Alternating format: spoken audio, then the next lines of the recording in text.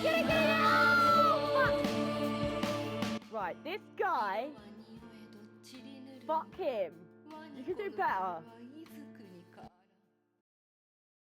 Since the very first release of Silent Hill in 1999 on the original PlayStation, there hasn't been quite the same morbid fascination with a new horror IP since, or at least I feel like. Silent Hill, developed by Japanese-based developer Konami, stood apart from its competition in just how helpless it made you as a gamer feel. The late 1990s definitely provided a graphical leap in computing software, with the inclusion of 3D graphics that simply enamoured the public at the time. Alongside this advancement of graphic fidelity was a huge boom in the horror gaming genre, with the likes of Silent Hill, Resident Evil and Parasite Eve. They were all new IPs and they all brought a new innovative idea to how horror can be replicated in the gaming console. So during this time, when very first release of Silent Hill, I was 4 to 5 years of age. My mother had just purchased the game the night before, unaware just of what horrors lay within. I distinctly remember the uncomfortable sound of white noise, a heavy fog that impeded everything on the screen, and then the screaming of a man cut in half, just his torso remaining on the chain link fence. Because of this, my mum shit herself. She's like, oh god, the two kids are in the room, what the fuck? Like, she took it out of the PlayStation straight away and returned it promptly the next day. I just remember screaming. My brother was like, what the fuck? And it really, yeah, it shook us up big time, I have to say. Even as a certified horror gamer, my mum was shitting herself. She returned the game. She did buy it a few years later and actually became a huge fan of Silent Hill. But I think this key moment from my memory signified just how big that leap had become in technology. If you was around that time, you'd know with each new edition of consoles, it was a huge change to how the software worked, the graphics at the time. And I think combining this with horrific ideas, great sound design, and just the innovative mechanics of that time by Silent Hill, it was a lot. It was a lot. It shook us up.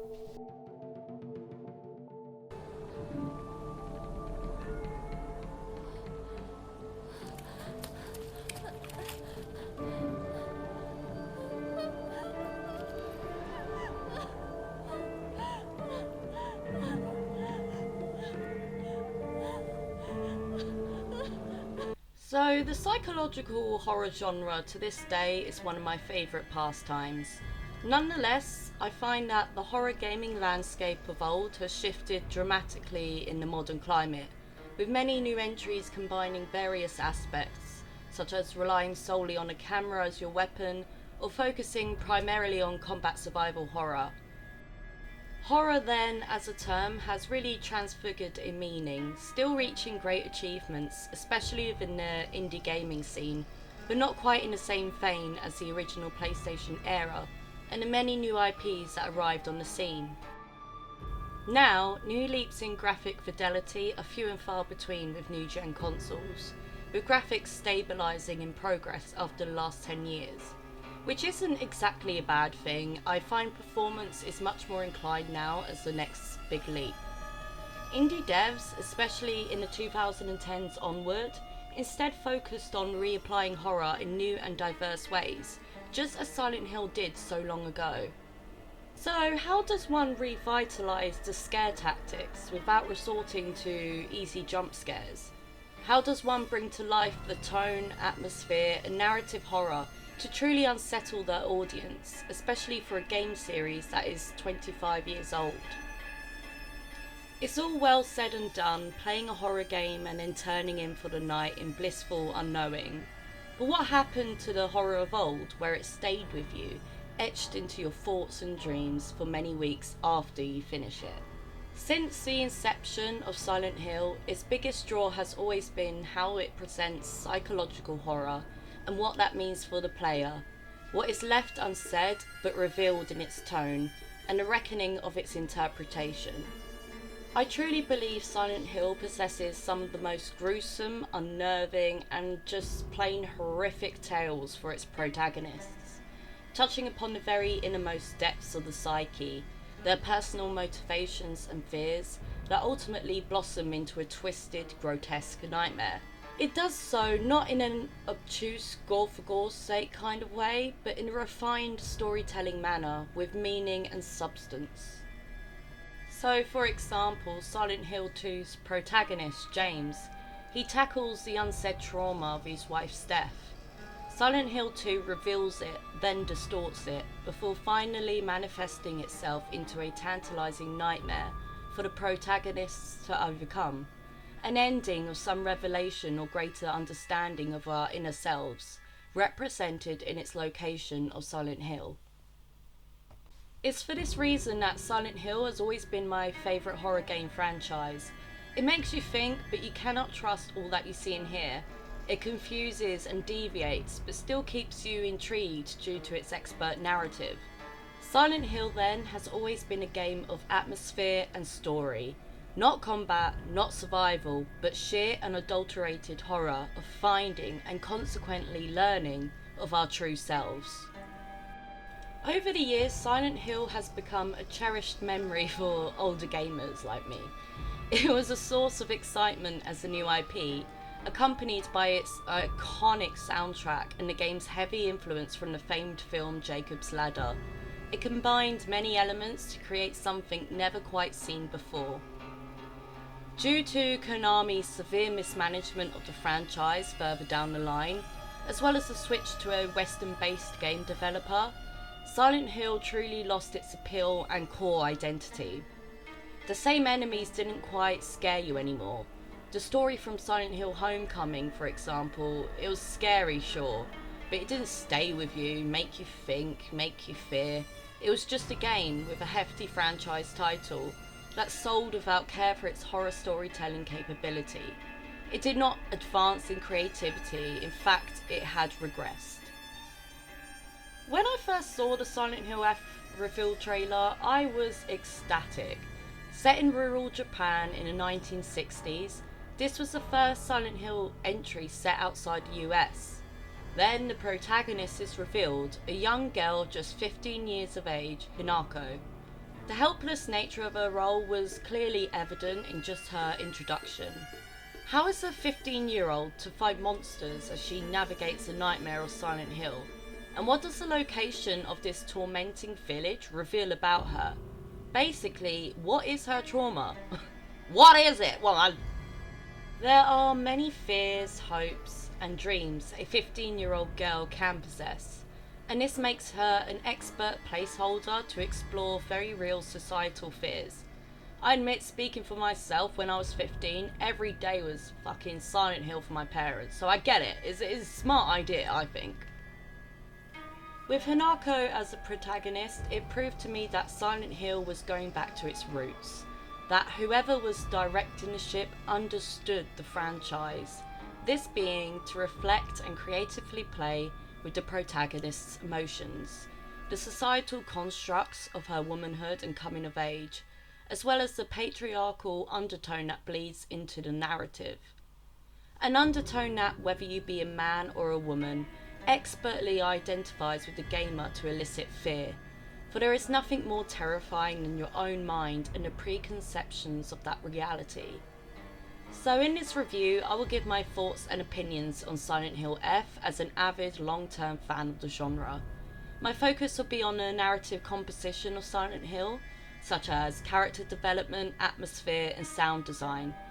I will then broach upon combat and gameplay such as puzzle design, level design, before finalising with the enemy variety and combat.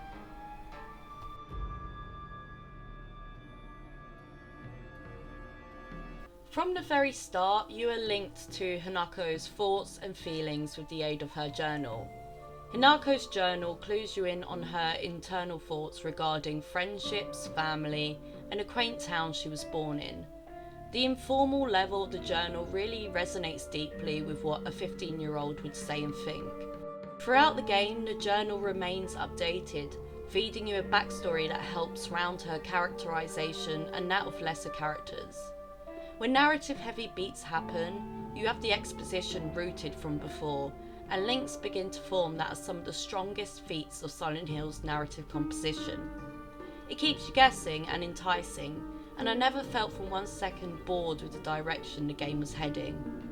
I see many people expanding upon Hinako's female role, that feeling of entrapment within a society that can constrain you, especially in the 1960s. However, I feel it's not just a female experience alone, but rather a coming-of-age experience for a young girl and the roles and obligations that await her. It's multi-layered and inviting. It's also quite frankly horrifying.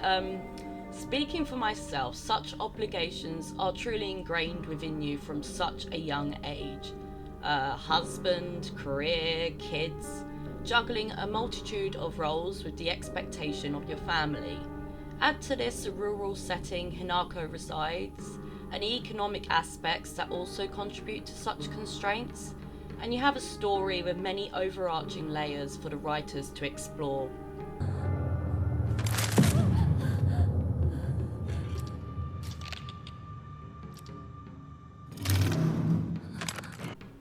It's this organic nature of this characterization and storytelling that I really loved.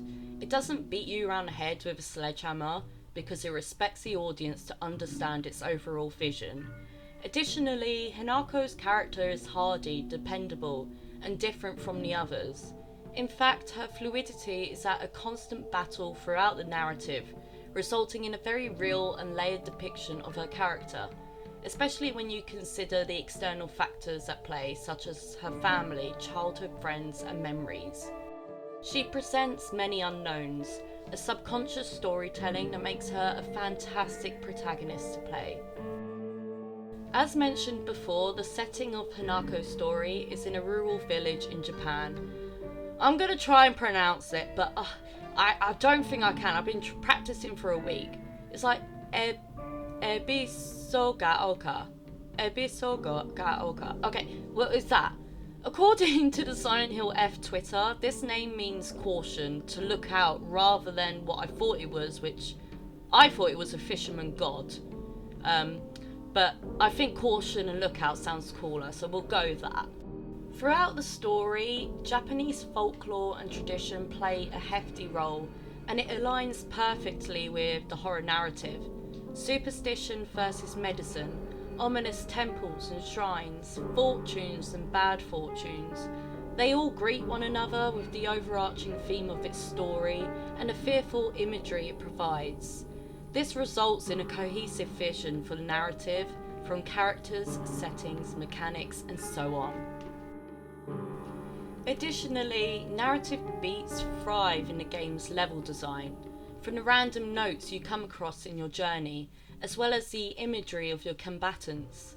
The village is rural and rugged, but also expansive in its many winding streets and homes, while darkened houses feel claustrophobic and terrifying. In true Silent Hill fashion, one of its greatest feats is how atmosphere and tone work hand in hand with the heavy lifting of its narrative. The accompanying soundtrack, composed by Akira Yamaoka and Kensuke Inage, is worthy of its Silent Hill name. From my very first moments starting up the game, the music felt like Silent Hill, creating that same unnerving atmosphere. Music for the Silent Hill games has always been incredibly important, none more so than Silent Hill 2, which still to this day many know and love. Likewise, Silent Hill F accomplishes a soundtrack that is haunting, but also one that belongs to the staple IP, and creates its own identity that is Silent Hill F's alone. Playing with headphones, the attention to detail was extremely pronounced. I could hear the subtle movements of enemies off screen, Hinako's bated breath, and the stillness in the air that hummed with expectation.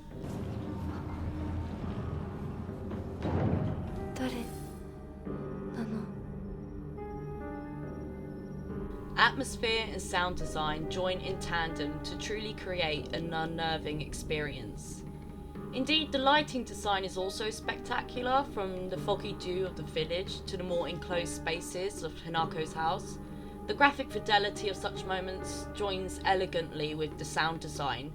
It truly feels like there was a real synergy between such elements that creates a cohesive outline and only serves to enhance the narrative overall. If you've watched my previous reviews, you know I love a good bit of cohesion. When everything comes together, it truly signifies to me that the direction was right.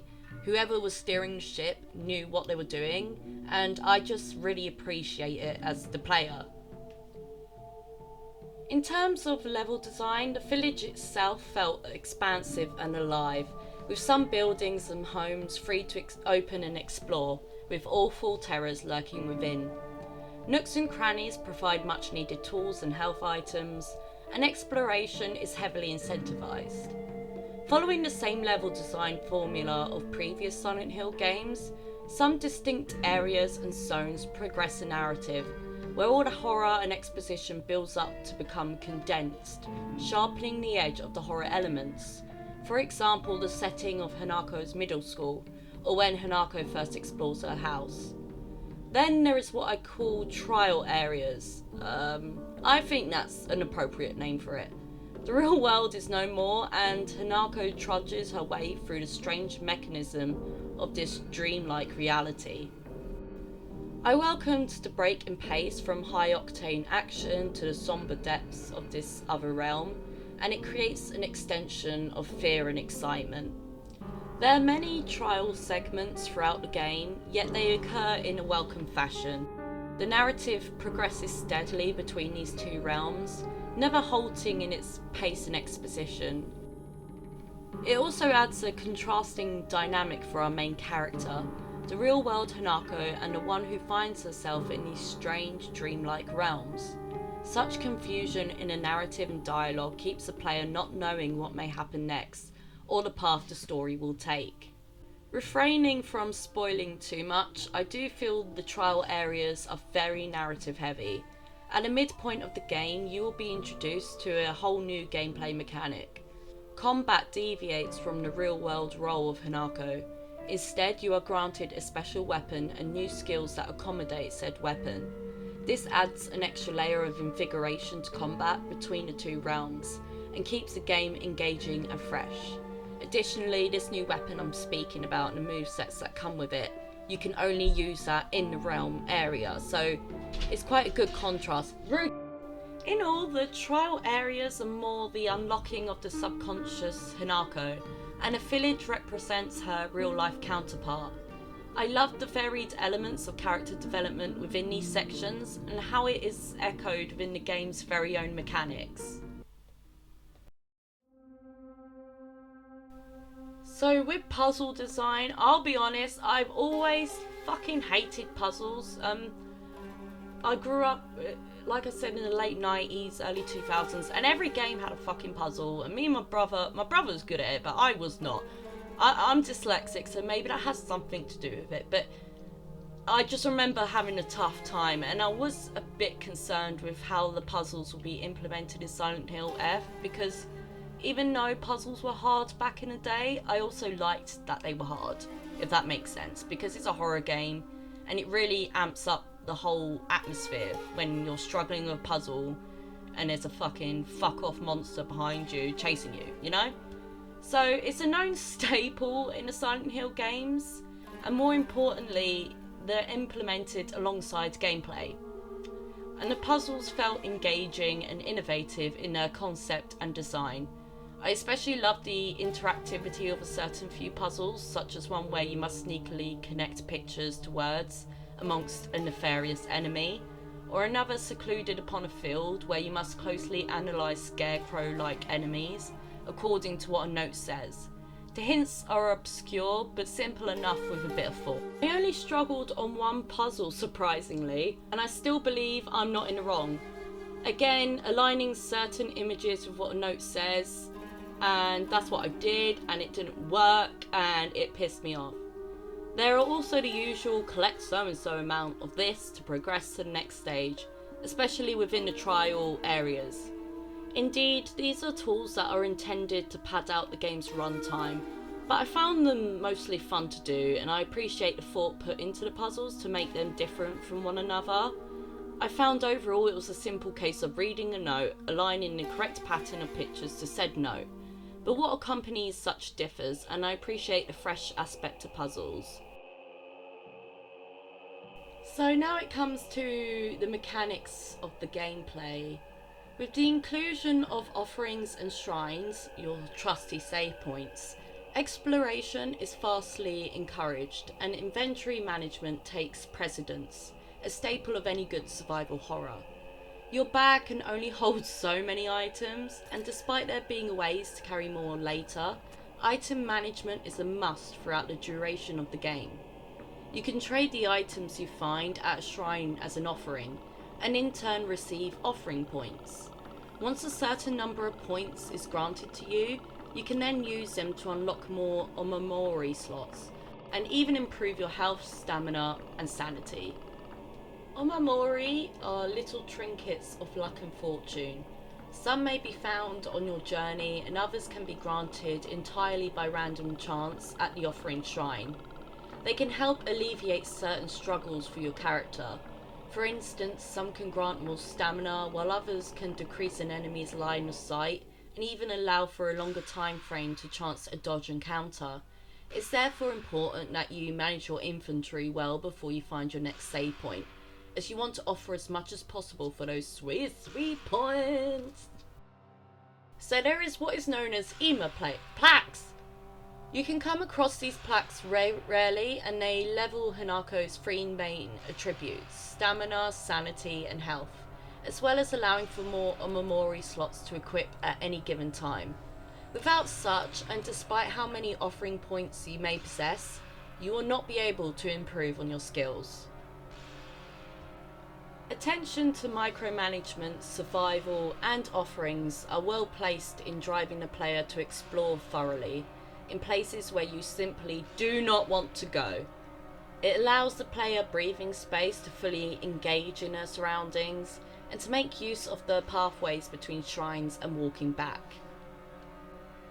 So with weapons, there's the inclusion of a weapon durability system. Now I know some people may have qualms with such, but I feel it's well implemented and quite forgiving game mechanic. With only 3 weapons at your disposal at any given time, it leaves the player to be strategic with the variety of weapons they have and the amount of toolkits in your inventory to fix them. Some weapons are less durable than others, and some work better for certain enemy varieties. I enjoyed using heavy weapons for slow, beefy boss battles, and the knife and pipe for lesser enemies. Again, the knife is far from durable, and I'd rather it break completely than waste a toolkit fixing it, whereas I'll definitely rely on toolkits for the heavy weapons. Heavy weapons are hard to come by in your time exploring Silent Hill, whereas pipes and baseball bats are plentiful, and I never really found myself at a loss for weapons entirely.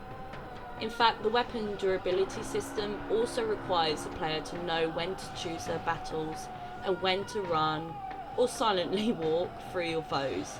It creates a malleable gameplay experience and a less repetitive nature to your combat goals. So now in terms of combat, personally the fighting, counterattack and dodge system feels really fluid and fun. Timing your dodges and counterattacks are recommended, and when done at the right moment, it can slow time to further enhance this stylistic flair of your combat. Some weapons may appear faster but actually break quicker, and others may be slow but deal harder hits. Weapons have been tailored to a certain enemy and their design, showcasing this thought presented by these mechanics. My favourite element of combat is actually the sanity meter. As you press a button, Hanako concentrates, so to speak, allowing for a longer breathing space to time your dodges and counters. However, too much use of sanity can deplete your health, so the player must time it effectively. I enjoyed these layered moments to combat, with a fresh approach to combat mechanics compared to previous Silent Hill installments, where it was basically whacking an enemy until it's dead. The combat then in Silent Hill is slow enough to create tension for the player, but devised with enough thought behind its system that it remains fun throughout. The distinction of the trial areas and the real world Hanako varies in terms of combat, introducing new styles of fighting to keep the game fresh. Now, with enemy design, there is some variety in enemy designs and enemy AI, and it remains consistent throughout the game. However, there is a large amount of ultimately reskinned boss battles, with only a handful being distinct enough to remember and separate. These lesser boss battles can become quite repetitive and tiresome rather than engaging. I always loved the boss battles in Silent Hill and what they signify. A sort of hurdle before the next revelation, a moment of narrative progress. With distinct bosses being few and far between, I somewhat missed this element of the game. Rather than rehashing reskinned boss battles, I would have liked to have seen more narrative heavy boss battles. When they were present, it was invigorating and clearly well devised, with new movesets one must learn, exuding great performance and flashy stylistic choices. There was actually one boss battle in the game that reminded me of Elden Ring. There was so many different movesets, so much going on. It was really cleverly devised, so it was a bit disappointing how after this battle there was nothing like that again at all. Creature movement, it remains dynamic. Depending on your foe, they all have certain strengths and weaknesses for you to exploit. Some rely on sound rather than sight, allowing you to sneak past. Others can be quite quick on their feet, incentivizing the player to try out new weapons. They all move in creepy, expert ways and remain dynamic throughout.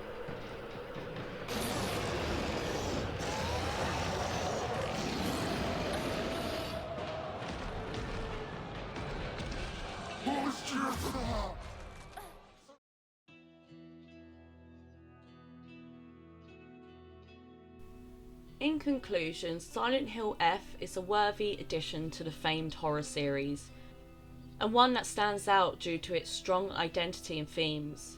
The game's relocation to rural Japan and narrative possibilities that come with such launches Silent Hill into a story that feels fresh, innovative, and above all else grounded in its cohesion.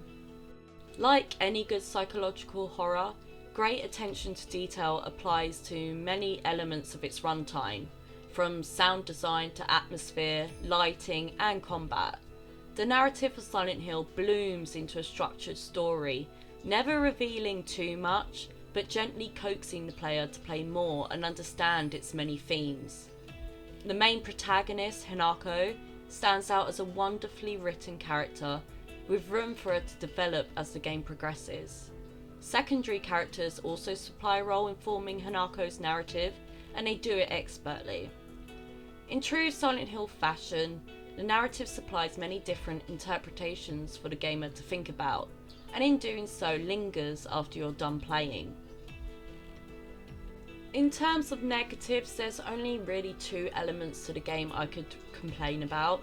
One is the short runtime. I'm a really slow gamer and it still only took me 12 hours to complete. I'd say with other people it's probably going to be 7 to 8 hours. Now, I know Silent Hill is very much like Resident Evil in the sense that the runtime is quite short and it incentivizes you to play the game again because there's multiple endings. But with the first ending I did get, it was a bit disappointing, and I think it's just I enjoyed the game so much I wanted it to last longer. And then it's the second element that comes with this, the boss battles. So enemy design suffers greatly. I loved what was presented but wished dearly for more narrative heavy boss battles and fewer reskinned enemies that simply act as a placeholder to pad out the game's runtime, or to create another obstacle for Hanako before she progresses. I would have liked a bit more artistic creativity with such, and felt ultimately underwhelmed by its repetition. From my memory, there were only 2 distinct boss battles I could remember during the game's runtime, and with such great ideas and artistic designs with what boss battles were given, I wish this could have been applied more. Silent Hill F, then, is a spectacular addition to the Silent Hill series. One that knows its identity and what the audience expects from such a famed genre of game. It rejuvenates, yet it also follows the same key points of its predecessors, from its level design to its puzzle creation. Yet in some aspects it's definitely improved upon its mechanics, especially combat. One still feels somewhat helpless in how slow and methodical it may seem, but it still feels fluid and therefore inviting. With the addition of counterattacks and time dodges, as well as Amamori slots and Hanako's trusty sanity meter, combat feels layered and supplies a depth that was somewhat lacking in its predecessors. For this reason, as a lifelong fan of the series, Silent Hill F stands tall among its predecessors, bringing forth new ideas and concepts that not only revitalises the gaming series, but belongs as a worthy successor to Silent Hill.